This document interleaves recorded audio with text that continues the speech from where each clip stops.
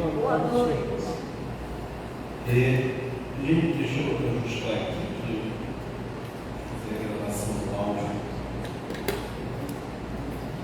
Gente, só uma coisa que eu sempre aviso no início: eu não sei fazer palestra. Eu gosto de bater papo, contar uns causos.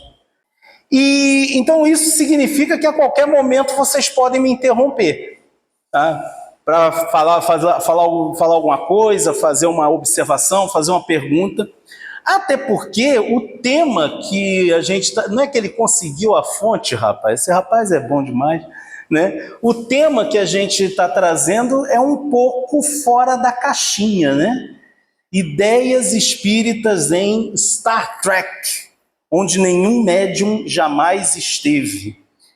Eu conheci Jornada nas Estrelas. O Star Trek, a gente que é um pouquinho acima dos 20, a gente chamava de Jornada nas Estrelas. Tá? Eu conheci Jornada nas Estrelas em 1984. 1984 foi um ano ótimo para mim, porque eu conheci Jornada nas Estrelas e poesia, tudo com 8 anos de idade. Não tinha como dar errado esse negócio. E a gente pode pensar, tá, mas o que Jornada nas Estrelas tem a ver com o Espiritismo? Primeiro eu acho que eu tenho que perguntar uma coisa: quem conhece, quem sabe o que é Jornada nas Estrelas ou Star Trek? Ele é o cara, olha lá, já levantou ali, né? Então, já viram, são fãs, acham que é coisa de maluco? Alguém acha que é coisa de maluco? Por favor, fala, é importante para a minha pesquisa. Não? Tá. Só para a gente poder ir situando, Jornada nas Estrelas, ou Star Trek, é uma série de ficção científica que teve a sua estreia em setembro de 1966, portanto, há quase 60 anos. E por que essa série é tão relevante? Por que ela se tornou tão importante? Para quem de repente não está ligado, ficção científica durante muito tempo foi visto como um subgênero. Na verdade, ficção científica era quase que um derivado de histórias de terror. Os filmes e as histórias em livros de ficção científica geralmente mostravam a humanidade se lascando. Qual é o diferencial que a série Star Trek trouxe naquele longínquo ano de 1966? Mostrava um futuro em que a humanidade deu certo. Se vocês olharem ali, onde é que eu acendo a luzinha aqui no meio? Aqui, ó. Se vocês olharem ali, olha, a tripulação, ela é predominantemente masculina e branca.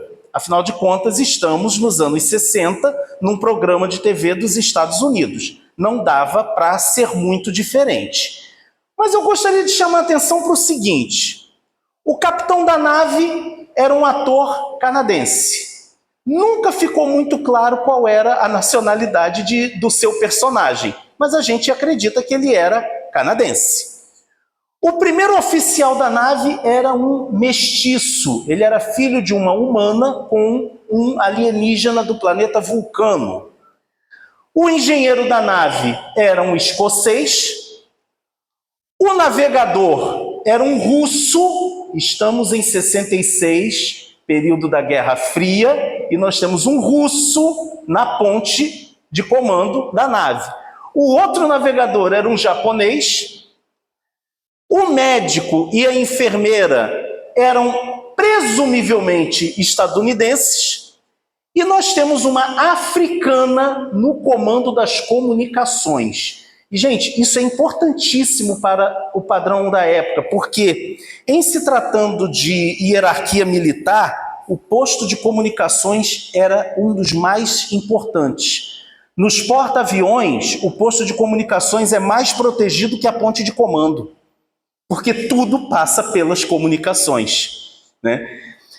E aí é interessante, né? Você tem essa tripulação multirracial que apresenta um panorama das etnias do planeta Terra e em que antigos inimigos, no caso, antigos no século XX, quando a série é lançada, estavam trabalhando lado a lado para o aprimoramento da humanidade. Quando a gente olha para essa série hoje, e eu estou revendo a série clássica já pela não sei quantésima vez, estou apresentando para minha filha, para que ela seja um ser humano superior, vendo Jornada nas Estrelas. Quando a gente olha para essa série, a gente pensa assim, meu Deus, que efeitos especiais horríveis. Leve em conta que era o melhor que tinha naquela época, e o principal, não é uma série sobre efeitos especiais.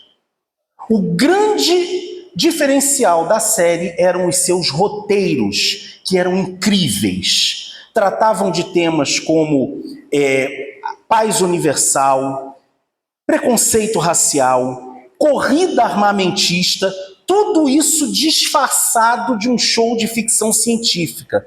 É a série que guarda, entre outros méritos, o de ter sido o primeiro beijo interracial da TV no mundo todo. Foi nessa série. E aí, ao longo dos anos, a série vai retornando com outras roupagens, com continuações. A gente teve uma série animada, a gente teve a Nova Geração, Deep Space Nine, Voyager, Enterprise, Discovery, Picard, Estranhos Mundos Novos, Lower Decks, que é pura comédia, e Prodigy. Todas as séries de Jornada ao longo desses 60 anos, apostando na diversidade e na capacidade do ser humano de superar os seus limites e, principalmente, de vencer os seus preconceitos. Tudo isso em um show de ficção científica que tem chamado a atenção dos estudiosos da TV e do entretenimento o seguinte: a série não vai embora. Ela parece recusar-se a acabar. Tanto que, ainda hoje, a série clássica lá de 66 ainda é exibida em TV aberta, em vários países ao redor do mundo. E existe, na minha visão, um porquê disso. Todas elas apostam num conceito que eu particularmente adoro, que é esse aqui, ó. Isso aqui é um dos símbolos do planeta Vulcano, o planeta natal do Sr. Spock. É o IDIC, infinita diversidade em infinitas combinações. Segundo a filosofia deles, dos vulcanos, isso explica toda a criação do universo. Tudo que existe reside na infinita diversidade, oriunda de infinitas combinações. E quando a gente olha só para o nosso planetinha, a gente percebe exatamente isso. Somos um planeta com uma diversidade de fauna e flora impressionante, principalmente se você for na Austrália, parece que tudo o que não existe em nenhum outro lugar está lá. Mas somos um planeta de múltiplas culturas. E no caso nosso, aqui no continente americano, somos um continente muito dado à mistura e ao sincretismo. Mas isso ainda não diz exatamente por que a gente está falando de Jornada nas Estrelas dentro da Casa Espírita. Vamos atalhar o fato. Na Revista Espírita, de outubro de 1861, Scribe diz o seguinte: é tempo das ideias espíritas serem propagadas em todas as camadas sociais, porque então o teatro será moralizado por si mesmo, e às exibições femininas sucederão peças conscienciosas, representadas conscienciosamente por artistas de talento. Todos ganharão com isto. Eu lembro sempre desse trecho do Scribe, porque Kardec tinha um hábito muito curioso na Revista Espírita. Quem já leu a Revista Espírita assim, de cabo a rabo? Toda não. Quem já leu alguma coisa? A Revista Espírita a gente precisa ler com muita atenção e cuidado. Cuidado porque alguns dos conceitos que são colocados ali estão em caráter experimental. Eles ainda não constituem o corpo doutrinário do Espiritismo. É o que explica, por exemplo, que às vezes tem textos um tanto complicados sobre questão de etnia, sobre questão de evolução. Por quê? Porque a Revista Espírita é um laboratório.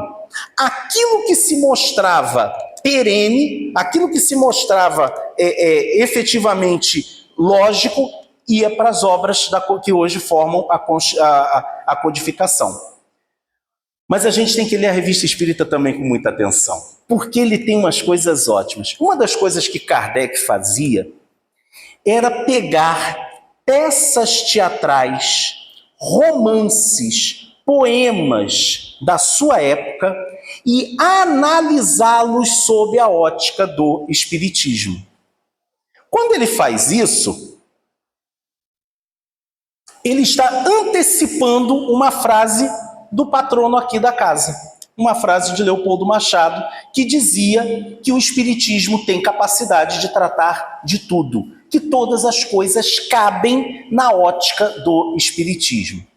A partir disso que Kardec fazia, eu tenho tentado fazer o mesmo com objetos de arte da nossa contemporaneidade.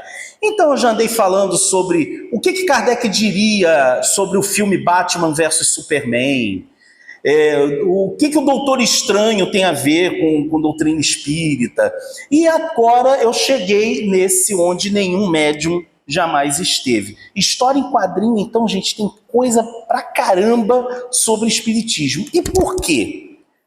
Porque parece haver, por parte da espiritualidade, um empenho em divulgar a mensagem da espiritualidade através de outros meios que não os meios religiosos. É assim, por exemplo, que, abrindo um parêntese, você vai ter uma história dos anos 90 em que o Batman precisa ajudar o Coringa, que está sofrendo a perseguição espiritual do Robin, que foi assassinado pelo Coringa. Obsessão. E qual é a solução? Fazer com que o falecido Robin perdoe o Coringa. Gente, se isso não tem a ver com o espiritismo, eu não sei o que mais pode ter. E a gente vai fazer, o que eu vou fazer na verdade, é pegar alguns elementos das séries Jornada nas Estrelas e analisá-los sob a ótica do espiritismo. Até porque, no final, tem uma surpresa a respeito de como essa série surgiu. No final. Não vou dar spoiler agora.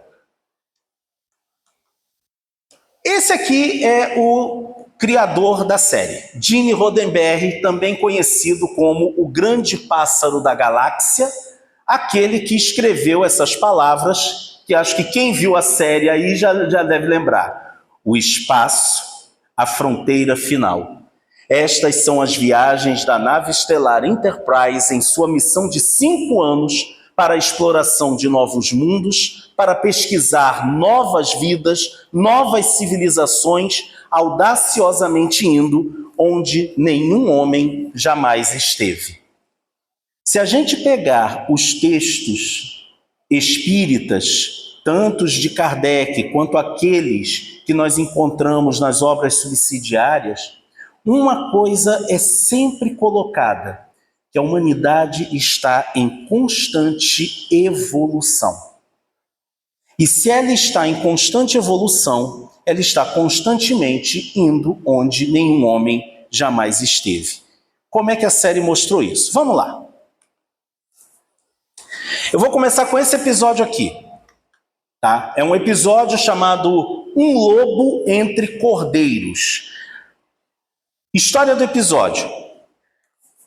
Kirk, o capitão, McCoy, o médico, e Scott, o engenheiro, estão em um planeta para tirar uma licença, porque o Scott havia sofrido recentemente um acidente na engenharia e precisava, por ordem médica, relaxar. Então eles vão num planeta onde as pessoas costumam ir para se divertir.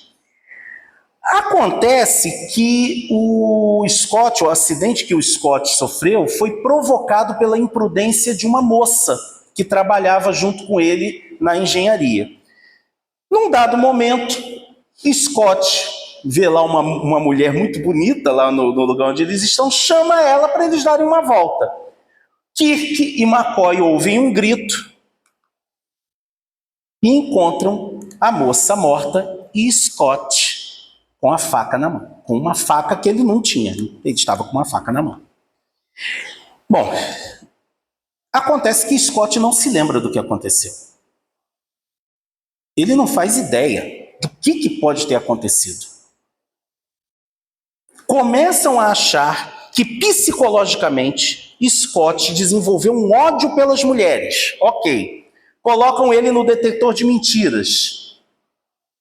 Não conseguem dizer, não detecta que ele estava mentindo. Ele falava a verdade quando ele dizia que não tinha matado aquela moça.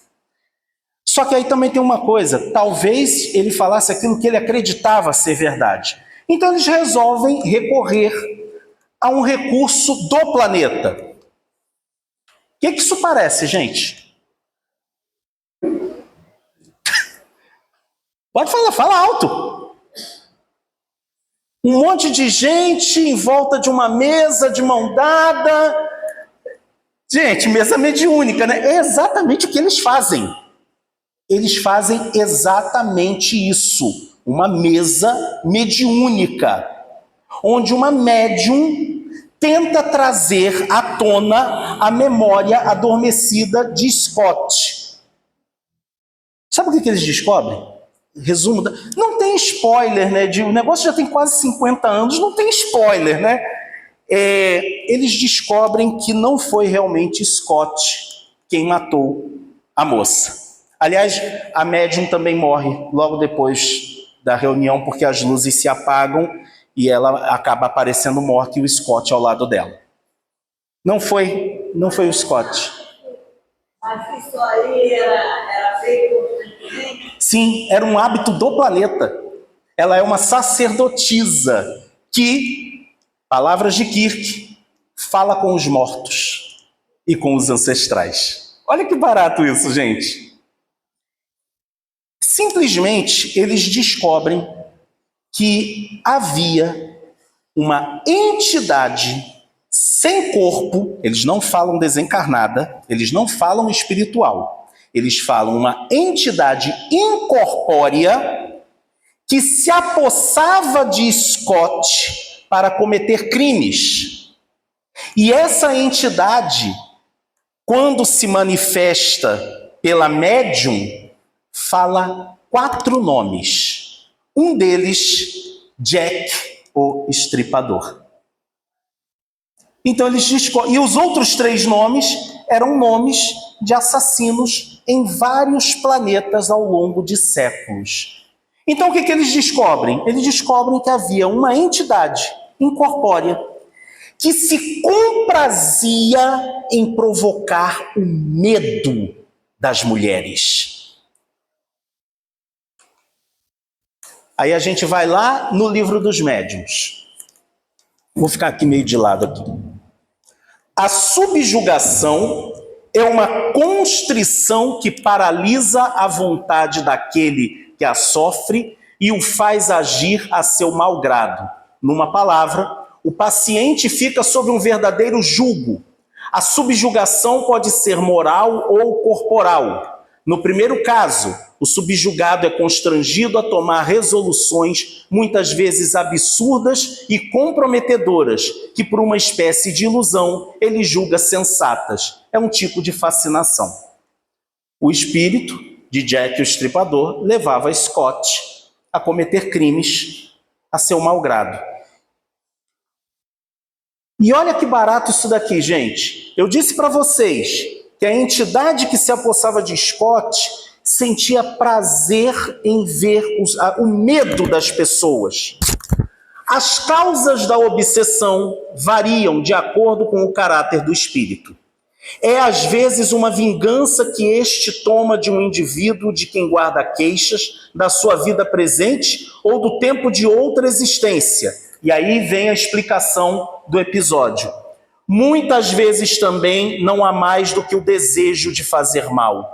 O espírito, como sofre, entende de fazer que os outros sofram, encontra uma espécie de gozo em os atormentar, em os vexar, e a impaciência que por isso a vítima demonstra mais o exacerba, porque esse é o objetivo que colima, ao passo que a paciência o leva a cansar-se. Com o irritar-se e mostrar-se despeitado, o perseguido faz exatamente o que quer o seu perseguidor. Esses espíritos agem não raro por ódio e inveja do bem, daí o lançarem suas vistas malfazejas sobre as pessoas mais honestas. Já viu aqui? A gente não costuma dizer que quanto mais a gente se incomoda com a obsessão, parece que ela se intensifica. No episódio em questão, para eles afastarem o espírito, né? Eles perceberam como, já que o espírito se compraz no medo, o doutor McCoy prepara um remédio que sai aplicando em todo mundo fica aí, todo zen, todo tranquilo, não se assusta com nada, e o espírito não tem mais como agir. Interessante pensar nisso. Interessante pensar que a gente tem, no livro dos médiuns, um trecho que é exemplificado por uma série de ficção científica. Aliás, não é nem o primeiro, nem o último ser incorpóreo que vai aparecer ao longo das séries de Jornada nas Estrelas. Num dos episódios mais bonitos que eu já vi, numa das séries recentes, o computador da nave detectou um espírito desencarnado, reconhecendo esse espírito como uma forma de vida. E é lindo quando eles têm que desligar o computador e ele diz: eu não quero que as pessoas deixem de me ver. É muito bonito. Ah, isso aqui eu gosto. Gente, eu adoro quando a gente vai ler lá em Kardec sobre a categoria dos espíritos, né? Porque parece um negócio de ficção científica, assim, lá em cima. Olha esse episódio aqui. O nome desse episódio é Missão de Misericórdia. Entre os inimigos que o Capitão Kirk e companhia enfrentaram, os mais recorrentes eram os Klingons. É uma raça de guerreiros que eles sentem prazer na batalha, sabe? A frase deles, hoje é um bom dia para morrer, ou como se diz em Klingon, brincadeira, eu não falo Klingon, gente, pelo amor de Deus, mas tem gente, tem fã mais fã do que eu que fala e sabe dizer.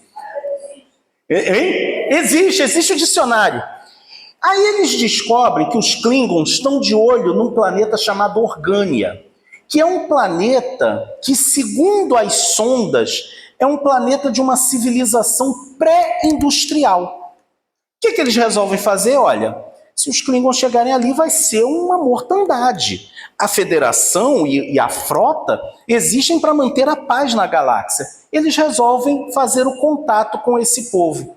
E eles falam, né? Olha, os Klingons, eles estão vindo aí, não sei o quê.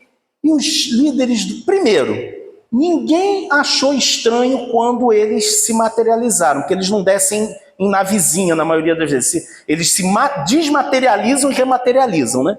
Ninguém achou estranho. Ele falou, não, mas os Klingons... Você está muito preocupado. Tá tudo certo, a gente não vai ter problemas. Nisso, os Klingons chegam. E, curiosamente, o pessoal que está na reunião com o Kirk fica sabendo que os Klingons estão chegando antes de qualquer pessoa avisar. Mas ele fala, olha, os Klingons acabaram de descer, né?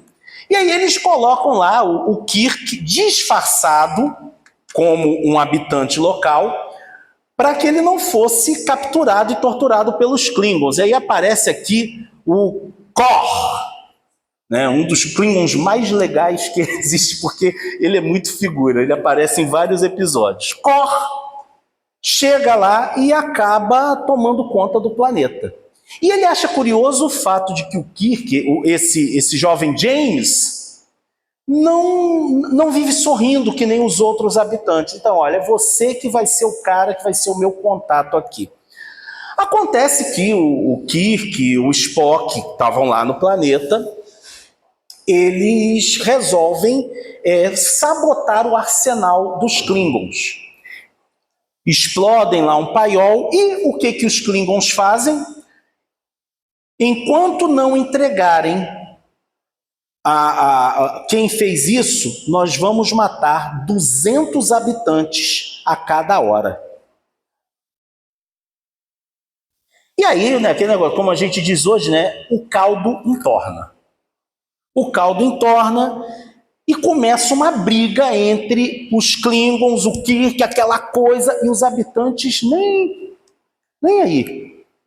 Num dado momento da batalha, quando eles pegam nas armas, as armas estão tão quentes que eles não conseguem segurar.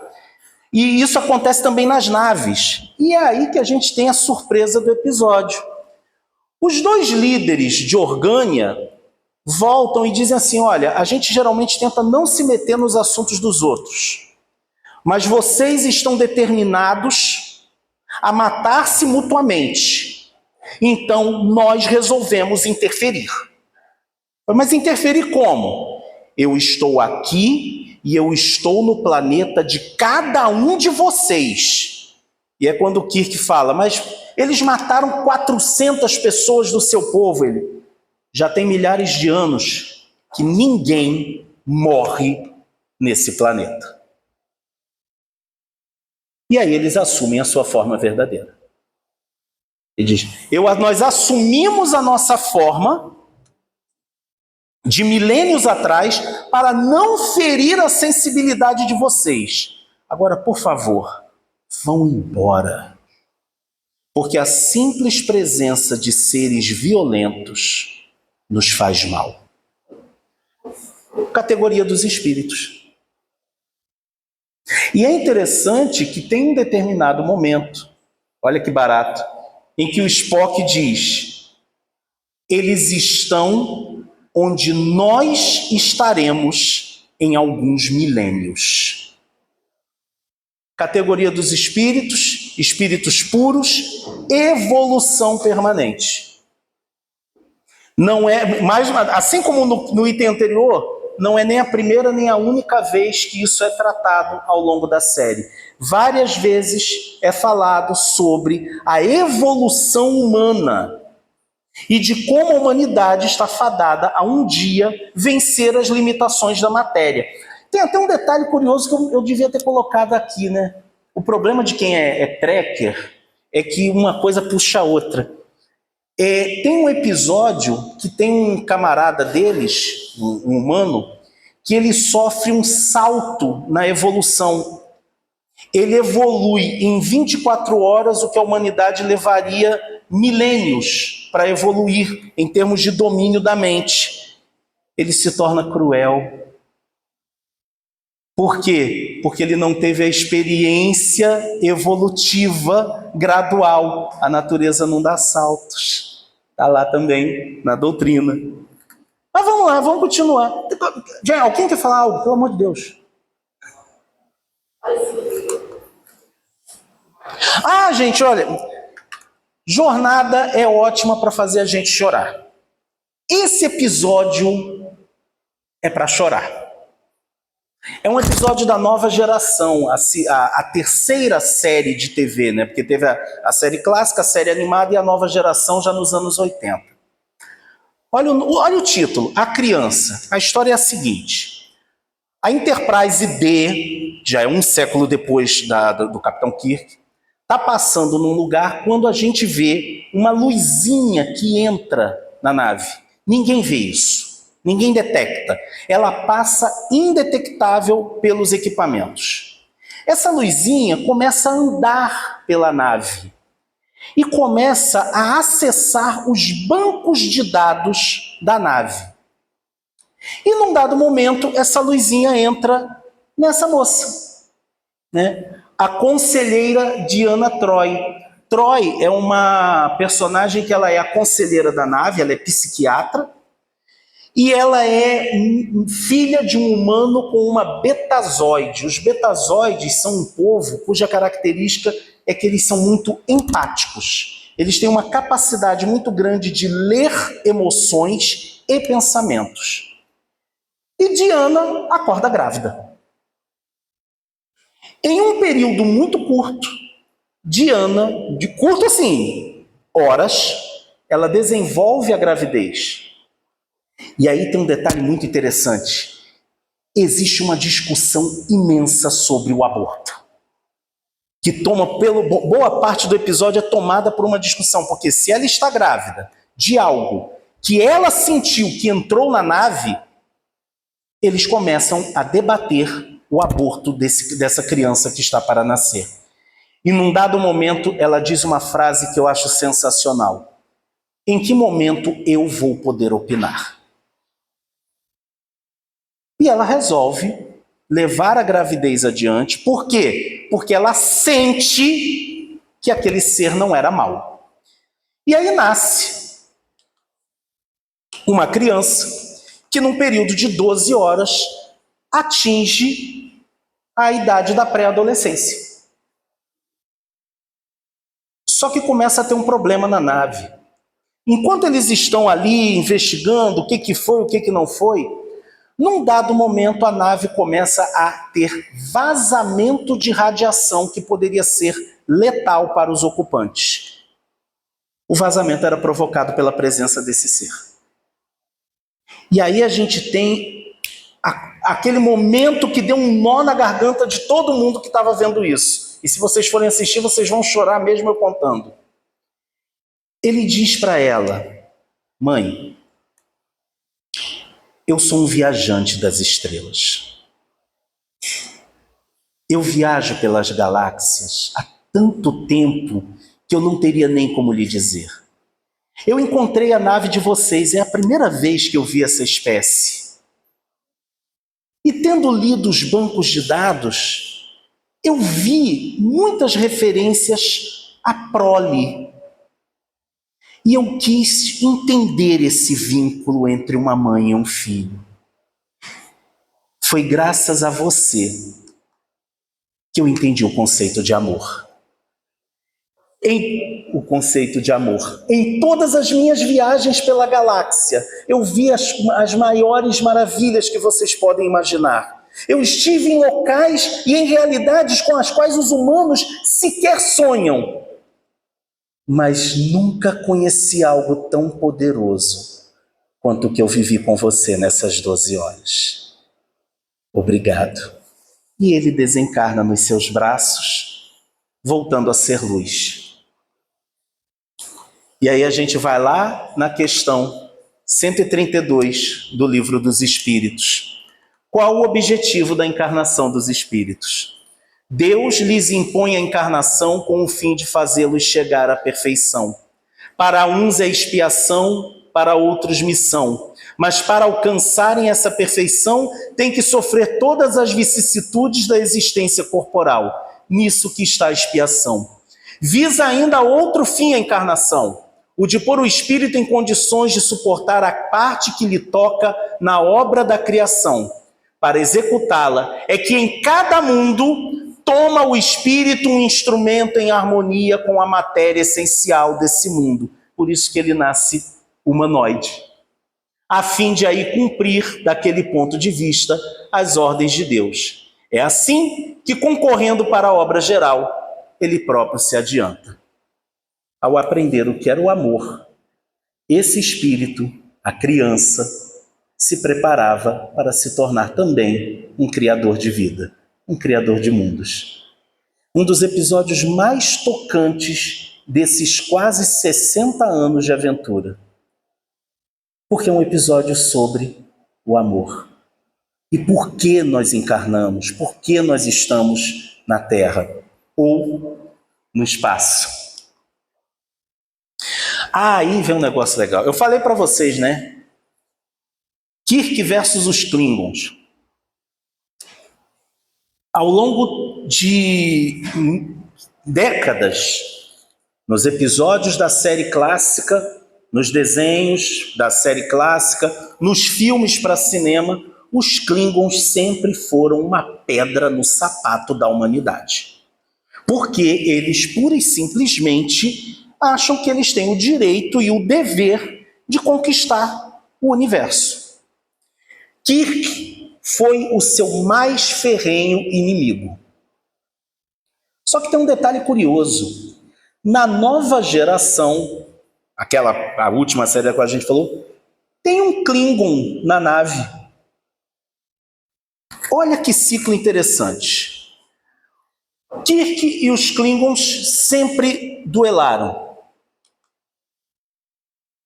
Em 1983, no filme para cinema A Procura de Spock, um Klingon mata o filho de Kirk.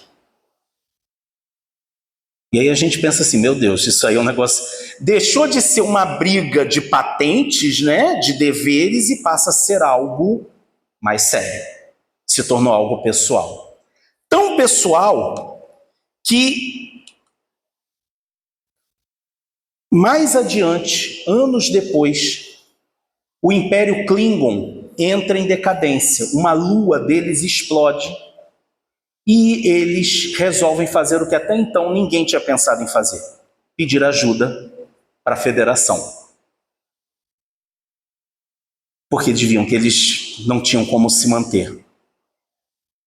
E essa é a fala de James Kirk: deixe eles morrer.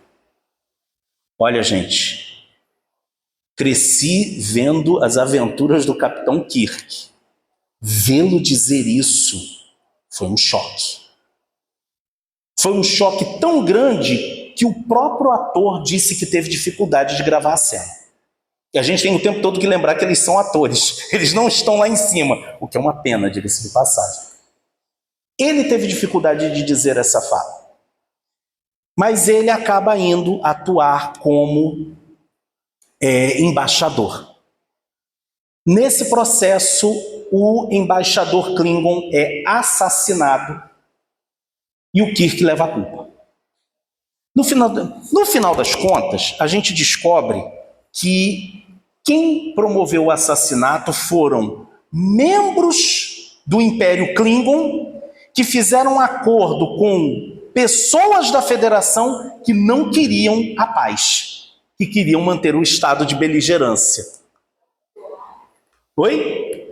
Tão atual, né? Sempre tem alguém para botar lenha na fogueira. E aí a gente vai para a Revista Espírita de agosto de 1862. A vingança é agradável ao coração, disse o poeta. Ó pobres cegos que dais livre curso à mais feia das paixões. Credes fazer mal ao próximo quando golpeais, e não notais que ele se volta contra vós. Ela não é só um crime, mas incompreensão absurda. É como seus irmãos, o rancor, o ódio, o ciúme, filhos do orgulho, o meio de que se servem os espíritos das trevas para atrair a si aqueles que eles receiam lhes escapem. É o mais infalível instrumento de perdição que poderia ser posto nas mãos dos homens pelos inimigos que se encarniçam na sua derrota moral. Quando Kirk descobre que o embaixador Klingon foi assassinado, ele havia levado um tiro mortal, ele faz de tudo para salvar o homem. Para salvar aquele que ele tinha tudo para ver como um inimigo. Ele ainda guardava o rancor dos Klingons. Ele chega a dizer: eu nunca confiei neles e nunca confiarei. Mas quando ele descobre que humanos e Klingons haviam unido forças para manter a guerra, ele não consegue ver, ele não consegue ver a lógica disso, e ele cai em si, que ele vinha sendo movido por um sentimento de vingança que não combinava com ele. Como resultado, ele salva a filha do embaixador Klingon de ser também assassinada.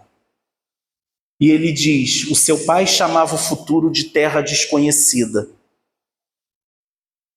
Talvez o que ele esteja vendo, o sonho dele nasça hoje, de um pequeno gesto. E ela diz: você restaurou a fé do meu pai. Ao que Kirk responde: e você é do meu filho.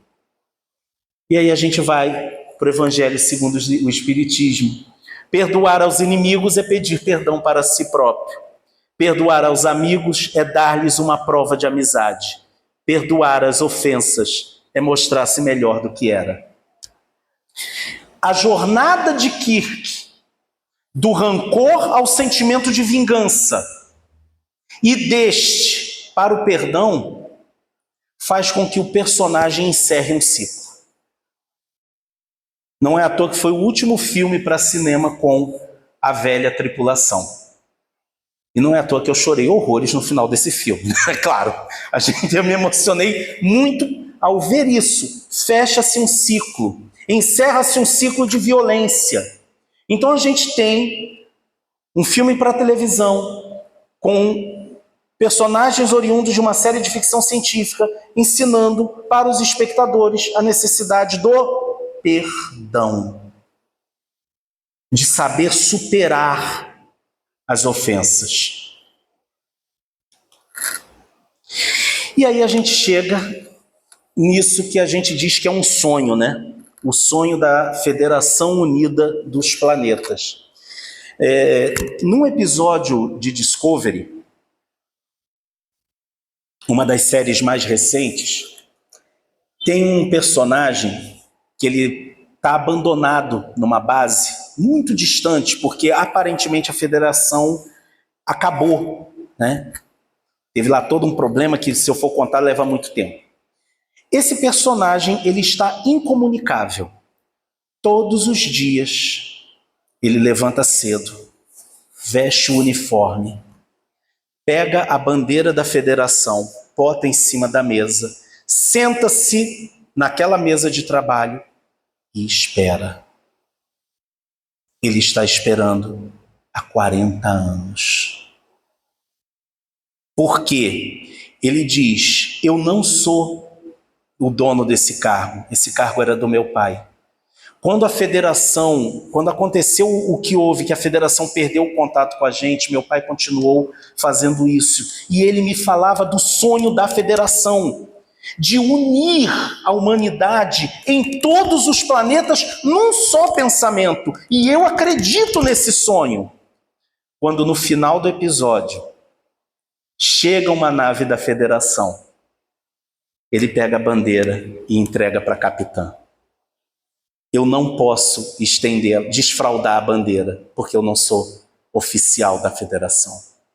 Mas, por favor, essa bandeira precisa ser erguida. E a gente pensa: o que é isso? De onde saiu a ideia de uma federação dos planetas que reúne pessoas de tão diferentes? Vem a surpresa do final. No início dos anos 60, o Gene Roddenberry, o grande pássaro da galáxia, né, o criador de Jornada, ele namorava uma moça que era uma hippie, né? Os hippies são ótimos, né? Eles eram muito legais, né? Eles eram assim umas figuras. Tirando a parte da maconha, que eu não topo muito, mas eles tinham um jeitão assim, muito bacana, né? E essa moça frequentava umas reuniões, que o pessoal pensava até que era reunião do Partido Comunista, mas não era não. Eram reuniões onde as pessoas evocavam entidades incorpóreas. A gente já ouviu falar disso, né? Uma das entidades que se comunicava com eles dizia ser um habitante de um outro planeta. Aqui no Brasil, a gente teve, durante muitos anos, o pessoal que fazia evocações de Astar Sheran, que seria um alienígena de um outro plano. Na Revista Espírita, Kardec traz a comunicação de Mozart, que estava encarnado em Júpiter. Então isso não tem nada de absurdo. O que esse espírito, essa inteligência extraterrestre contou? Ele contou que a Terra era um planeta que preocupava muito a comunidade galáctica. Que eles estavam observando a Terra. Gene Roddenberry, que foi a algumas dessas reuniões, quis saber mais detalhes. Isso, gente, isso em 61. E esse espírito começou a contar: nós somos um grupo que se ocupa em manter a paz na galáxia. Por que vocês não se mostram para a gente abertamente? Porque vocês não estão preparados. Um dia nós esperamos que a Terra, se vocês não se destruírem antes, vocês vão poder fazer parte dessa espécie de federação, essa espécie de organização galáctica. E Gene Roddenberry pergunta: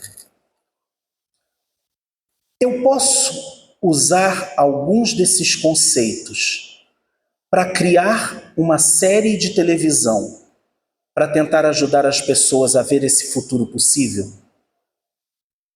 E a resposta foi sim. A origem de Jornada nas Estrelas é uma reunião mediúnica. A espiritualidade trazendo ensinamentos para que nós vençamos os nossos defeitos, as nossas dificuldades.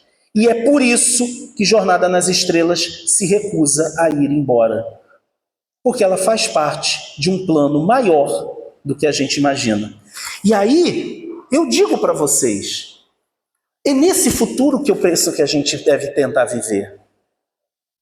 Quando eu vou lá, em Kardec, na Gênese, ele diz: mas a essa ideia eminentemente justa da criação, faz-se mistério acrescentar a da humanidade solidária, e é nisso que consiste o mistério da eternidade futura.